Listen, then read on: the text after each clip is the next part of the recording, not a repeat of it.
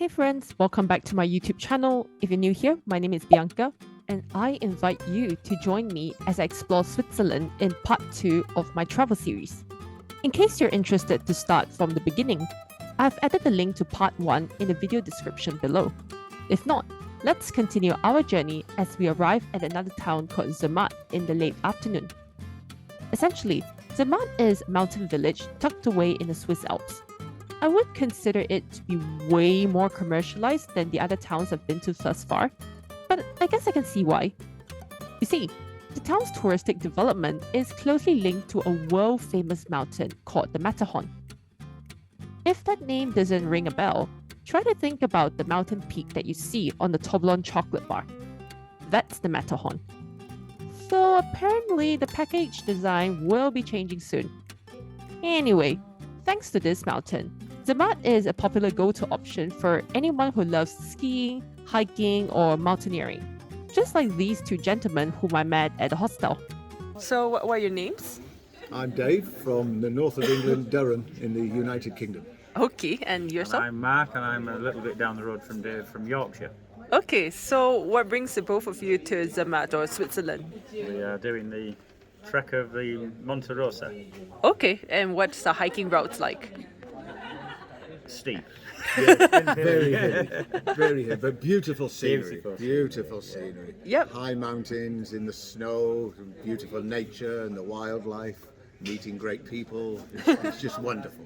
I wish the two of you best of luck with your rest of your hiking journey. Well, thank you very much. Yeah. And we hope you love your stay in Zermatt. Yes, very much. All right, thank you. Thank you very much. Thank you. Bye-bye. After settling down, we spent the evening familiarizing ourselves with the village. I would say that the whole place felt extremely luxurious, as there was honestly a lot of overpriced stuff. So fret not, as there was. Ba-la-ba-ba-ba. Okay, I probably should move. Yeah, sorry, I had to do that. I just had to. But what truly caught my attention was when I realized that the town was practically car-free. Turns out, this is part of the authorities' plan as they wanted to minimize pollution.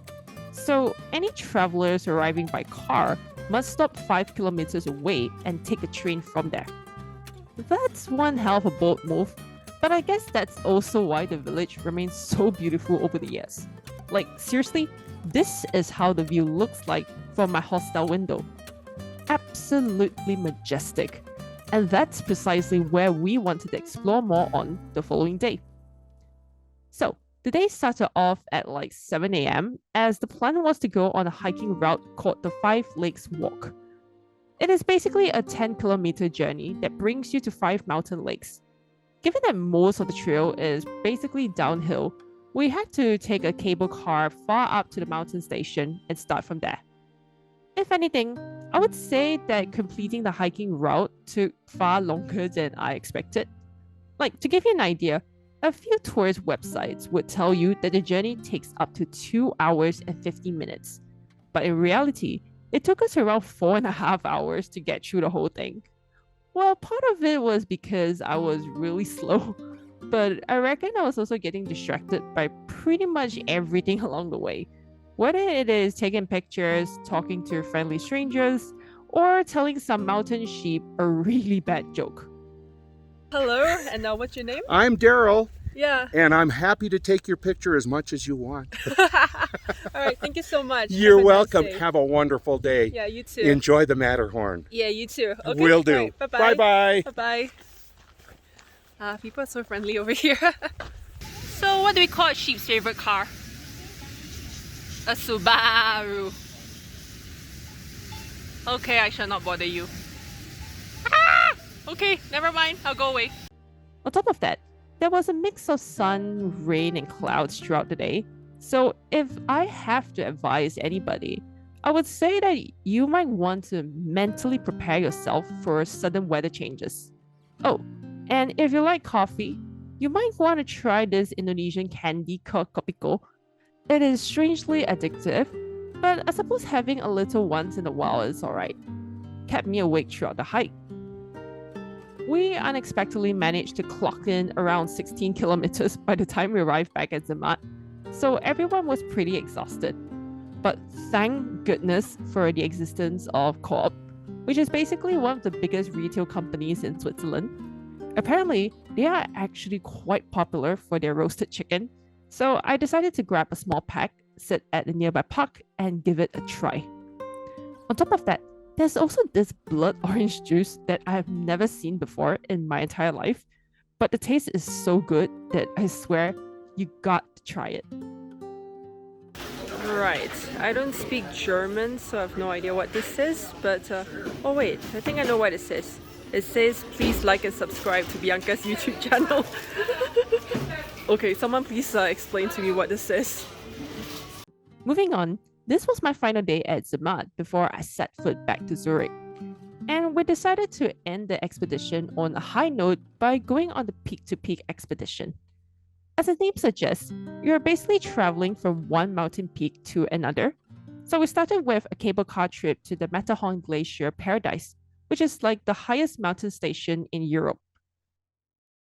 Fortunately, I wasn't as dumb as the person that I was a few days ago, and therefore made the wise choice to wear a long pair of jeans.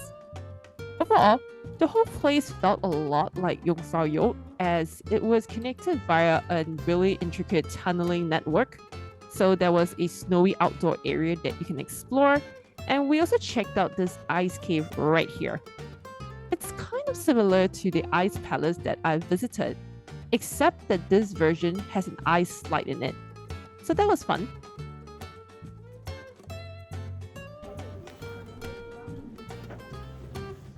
Hey, don't leak ah. Later on, we took another cable car and a train to reach Gornergrat, which is the other mountain peak. If anything, Gornergrat gave me the direct opposite vibes of the Matterhorn Glacier Paradise. It was warm, sunny, and practically a rocky terrain instead of a snowy one. Oh well, the view's still amazing, and all I can say is that nature has its strange quirks at times. Soon enough, it was unfortunately time for me to say goodbye to the group as I had a train to catch. So I headed back down to Zermatt, packed my bags, and hopped on the evening train back to Zurich. Considering that I spent the past week hiking at least 15 kilometers a day, the initial plan was to take things slow and easy in Zurich. So the irony was that I accidentally found myself walking into a music festival right in the middle of the city. Turns out it was a Zurich Open Air, which is the largest and most popular open air festival in Switzerland. And I think I probably have walked an additional 10 kilometers that day. Like, I'm actually amazed by how big this entire festival is, because if you look around me, they're basically blocking off the entire road and a part of the huge city just for this festival alone. You have a global food carnival extending across the streets, plenty of funfair rides, and some of the most random forms of entertainment. Yep, I didn't expect to see camels in the middle of Zurich. Yep, that guy has been camping up there and spraying people below with a water gun.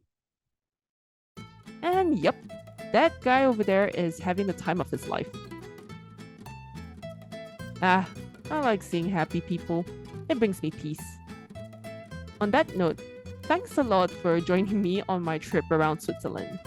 I honestly wish I could have stayed a little longer if my time and finances would have allowed it. But hey, it does give me a really good reason to return someday.